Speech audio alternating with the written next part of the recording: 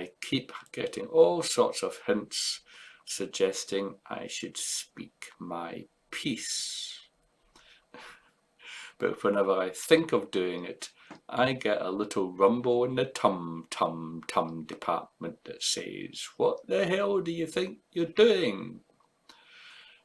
Not quite sure whether that's my intuitive self saying no, or whether it's just my unconscious self saying no out of fear, as opposed to out of, the idea that I shouldn't somehow do it. How do you get over that if you've got something to say and you don't want to say it and you do want to say it? How do you go over it? One way is to decide that you don't want to incur negativity because of something that you say, and then you just say nothing. I can't imagine for the life of me living my entire life saying nothing because I'm worried in case someone disapproves. On the other hand, I can't imagine my life be going somewhere like I say anything I like, not caring what other people think at all. Where do you strike the balance? That balance seems to escape an awful lot of people in the world right now. Either they're not saying anything, which seems to be most people, or they're not, or they're not stopping talking, which seems to be some people. There's even those who incur so much wrath because of they've expressed an opinion that is unsavory to some extent, that they end up getting a lot of negative feedback. Feedback even can lead up to and including, depending on what they share, a little bit of time at His Majesty's pleasure. This is obvious. Now, not that I would consider sharing something along those lines, but it's certainly something I would like to very much avoid if possible. So there we are in a strange kind of world now, where we have these two extremes, some people saying too much, other people saying too little or nothing. And we have another two extremes, of course, which is the root cause of the aforementioned two extremes, which is the extremes of having one opinion which goes in one direction, we could say far to the right, and we have another opinion which goes in the other direction, which we could say far to the left. But what seems to have happened is at some point we were still most of us, kind of in the centre of politics, or whatever we want to call it. Opinions regarding the political and societal structures that we live within. How we think that our community that we live in and that we share should be structured so that we all jointly and severally gain the mutual and equal benefits and freedoms, without those freedoms, should I say, imposing in unfortunate and potentially damaging or hurtful ways on the equal freedoms of others.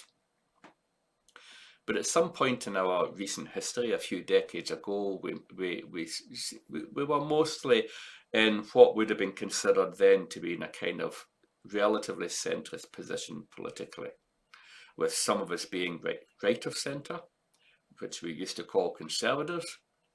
Some of us still do, but I'm not quite sure that the conservatives are still there. And some of us called left of centre, which many people would have related to Labour, preferencing the interests and the perceived rights and responsibilities of working class people, rather than favouring the rights and responsibilities, etc., of businesses, or on a capitalist system, or if you like, the balance of rights and responsibilities of both. You either favoured slightly the labour force, or you favoured slightly, perhaps, capitalism, believing that free market economies take care of everything else.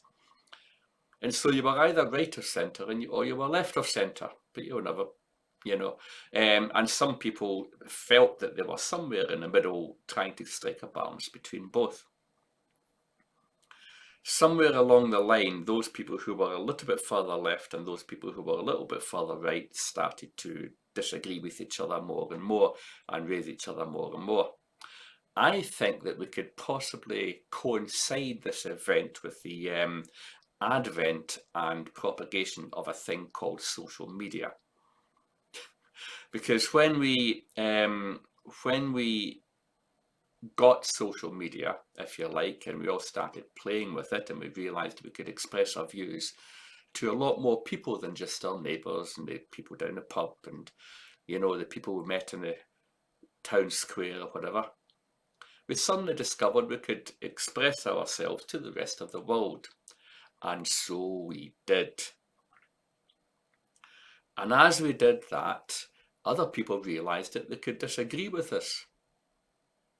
That's weird, isn't it? But so now it's not just the people next door and the people down the pub who are mostly appeasing and disagreeing and appeasing at the same time, because we're not trying to rock the boat too much with people who are standing right in front of each other.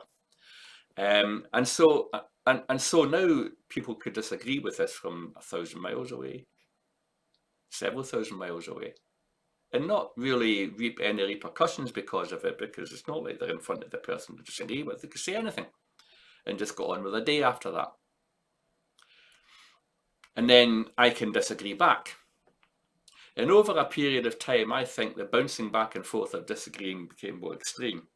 And you know, some people online now, we do say that social media doesn't reflect real life, but some people online, you know, took this as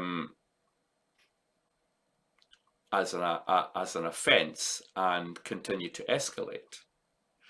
And so slowly but surely over time, we ended up in a place where we had kind of echo chambers on social media networks, where mostly because of the algorithm of the network, so mostly you would end up with people around about you that either strongly disagreed with you or strongly agreed with you, depending on what you were looking for and what the algorithm sent you. In the meantime, though, everybody's still strongly, instead of just mildly, disagreeing with each other, because after all, it's someone 10,000 miles away or 2,000 miles away. So, you know, what they're going to do. And people got braver and braver. I kind of equate this to something that happened in the office sphere. You know, I can remember 20, 30 years ago, before I, you know, before I entered the industry I'm in now. And I can remember people in offices when email first, you know, started becoming very prevalent in offices, and people could send each other emails. And emails began to be used as a means of proving that you requested something, as opposed to going to someone's desk and, oh, can I have this? And, oh, yeah, okay. And then they never go, look, I asked you for that. Oh, I don't remember. Oh, I asked you for this yesterday. Why isn't it here yet? No, it was, I asked for it. I asked for this 5 minutes ago. Why isn't it here yet? The proof is in the email.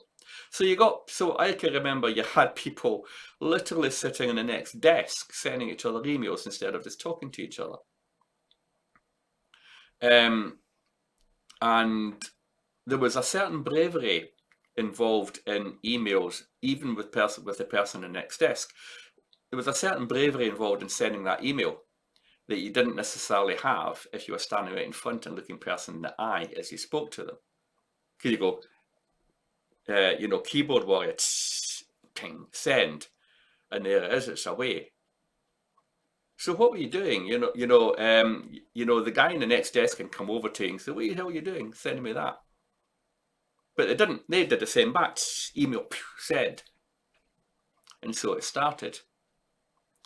And you got mobile phones, and eventually you got text messages, and you got social media, and you know, friends fall out with friends on social media and end up not being friends anymore because they disagreed on something. If they shut up on social media and actually spoke to each other like people used to years ago, then it would never happened, because when looking someone in the eye, you do a combination of telling the truth about what you feel, while also performing an element of appeasement of the other person, so that you're not actually directly offending them. You're not appeasing their point of view when you disagree. what you're doing is attempting to show some respect for the person because you're looking at them directly. And it takes a lot more courage to directly disrespect someone you're looking at in the eye there and then than it does to disrespect someone in an email, even when they're on the next desk, or in a text message on a mobile phone. And even less courage to do so online in a social media network when it's someone a couple of thousand miles away. And so we have this situation where slowly but surely over time, people were disagreeing more and more and more, pushing each other away from each other more and more and more. And so the left went further left and the right went further right, and both sides are blaming each other. And now, if you dare to hold a centrist position, neither side trusts you because they think you're refusing to take a side, you're refusing to engage, you must be bad, you must be deceitful somehow. Why are you being deceitful? You're not being deceitful. You're just saying, I refuse to get involved in the polarity of you lot who insist on arguing with each other incessantly until you push each other away, further and further away from each other, hating on each other, and all the rest. All because you're so brave, because you've got social media, and you don't have to look at someone in the eye.